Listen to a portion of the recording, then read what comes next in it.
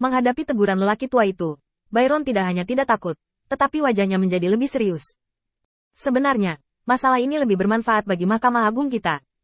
Lord of Light sekarang bermaksud untuk menjaga perdamaian yang nyata dengan kita, karena dia tahu bahwa dalam keadaan saat ini, dia tidak berani melakukan apapun dengan Mahkamah Agung, dan dia tidak memenuhi syarat untuk melakukannya.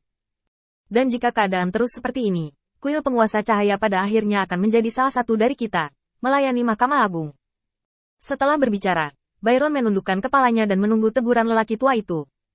Hanya itu yang bisa dia lakukan. Kekuatan yang dapat bersaing dengan Mahkamah Agung di masa depan hanya dapat membantu di sini. Lagi pula, jika seseorang mati, dia tidak akan memiliki kesempatan untuk hidup untuk menonton pertempuran ini, juga tidak akan memiliki kesempatan untuk ikut bersenang-senang. Orang tua itu tidak bisa mendengar sepatah kata pun dari kata-kata Byron. Ada lebih dari 10 orang yang hadir, dan mereka segera mengusulkan untuk membunuh Byron. Lebih banyak orang masih menonton, dan mereka masih menunggu. Kamu memalukan bagi Mahkamah Agungku. Aku tidak bisa membiarkanmu melakukan hal seperti itu. Saya pikir semua orang harus memilih. Byron masuk dan keluar dari kuil penguasa cahaya sepanjang hari, tetapi dia tidak bisa mendapatkan informasi yang berguna. Dia tidak layak untuk posisi ini. Aku juga setuju. Semua orang berdiskusi panas di sini tentang bagaimana menghadapi Byron. Tetapi tidak peduli seberapa marah dan kesalnya orang tua itu, hasil yang seharusnya diambil dalam 3 tarikan napas tertunda selama beberapa saat, dan tidak ada kesimpulan untuk cacar. Bukan seberapa keras latar belakang Byron, namun kekuatan yang ditampilkan oleh Temple of the Lord of Light kini membuat mereka merasa ketakutan. Jika bukan karena kerugian besar di wilayah bintang Huotu, Mahkamah Agung mungkin memiliki kepercayaan diri untuk secara langsung memusnahkan Qin Yichen. Tapi sekarang, masalah di Mahkamah Agung cukup merepotkan, dan masalah Huotu Xingyu bukanlah sesuatu yang bisa diselesaikan dalam waktu singkat. Dalam lingkungan seperti itu, jelas merupakan hal yang tidak tahu terima kasih bagi mereka untuk membebaskan tangan mereka untuk berurusan dengan penguasa cahaya. Tidak peduli berapa banyak kekuatan yang disembunyikan oleh kuil penguasa cahaya, dia tidak secara langsung menyatakan bahwa dia tidak akan menerima yurisdiksi Mahkamah Agung seperti kota pemurnian Beiyun. Setidaknya di permukaan, dia masih menjaga kedamaian. Bagi Mahkamah Agung, ini sudah sangat berharga. Ketika Huotu Xingyu menjadi semakin terbebani oleh Mahkamah Agung, semua penguasa kota terapung ingin membuat masalah. Tetapi kota pemurnian Beiyun ini, karena persiapannya yang lama, telah menjadi yang paling sulit. Bagaimana dengan Frodro? Kapan ember beras ini bisa mengalahkan kota pemurnian Beiyun dan menyeretnya ke bawah? Seluruh dunia abadi menyaksikan lelucon kita. Seorang utusan dengan cepat melangkah maju untuk menanggapi. Kembali ke Bailao, 40.000 tangan Frodro dibatasi oleh bala bantuan dari kuil penguasa cahaya dan tidak bisa bergerak, dan tangan yang tersisa sudah dirugikan dalam hal jumlah dan kualitas di depan kota pemurnian Beiyun.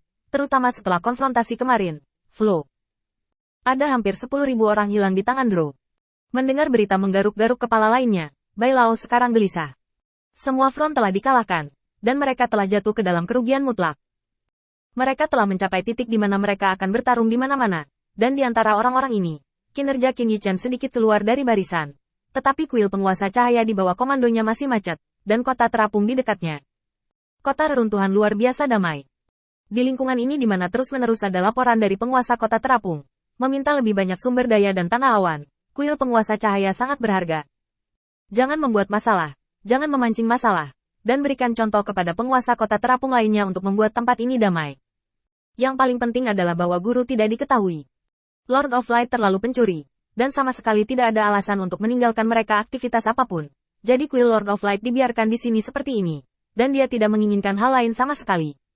Ini hanya karena meskipun Lord of Light ada di medan perang, tampaknya dia tidak ada di medan perang. Para tetua ragu-ragu saat ini. Setelah menunggu begitu lama, Byron tidak menunggu hukuman ditentukan, dan kemudian melihat ke atas. Bailao sudah terjebak dalam diskusi yang panas. Meskipun dia sangat mengatakannya, jelas tidak jika dia ingin datang. Dengan solusi sederhana. Satu hal. Tepat ketika Byron menikmati permainan besar dan sangat puas, salah satu tetua tiba-tiba memarahi. Kamu juga bisa melihat kami. Dengan omelan, Byron hanya merasakan kegelapan di depannya, dan kemudian ada rasa sakit yang membakar di wajahnya. Turun, dan kami akan memberitahu Anda tentu saja ketika kami membahas hasilnya. Byron mengempis, tetapi dia tidak merasa marah. Sebaliknya, dia berperilaku sangat tenang, memberi hormat kepada lelaki tua itu, dan kemudian pergi. Bailao sudah terbiasa dengan reaksi seperti ini. Lagi pula, selain orang-orang di atas, mereka adalah orang-orang paling kuat di dunia abadi. Siapa yang berani menentang kata-kata mereka? Hanya saja sudut mulut Byron sedikit terangkat ke arah yang tidak bisa dilihat lelaki tua itu. Kamu hanya sekelompok, sombong hingga ekstrim. Tetapi kamu tidak tahu bahwa kematian akan datang. Kamu hanya sampah. Byron telah mengambil keputusan. Tidak peduli apa, dia harus melihat Patriark Mahkamah Agung. Memohon belas kasihan di depan King Yichen. Hanya dengan cara ini kemarahan di hatinya dapat sepenuhnya hilang. Tak lama setelah Byron pergi, dia menerima perintah dari Mahkamah Agung.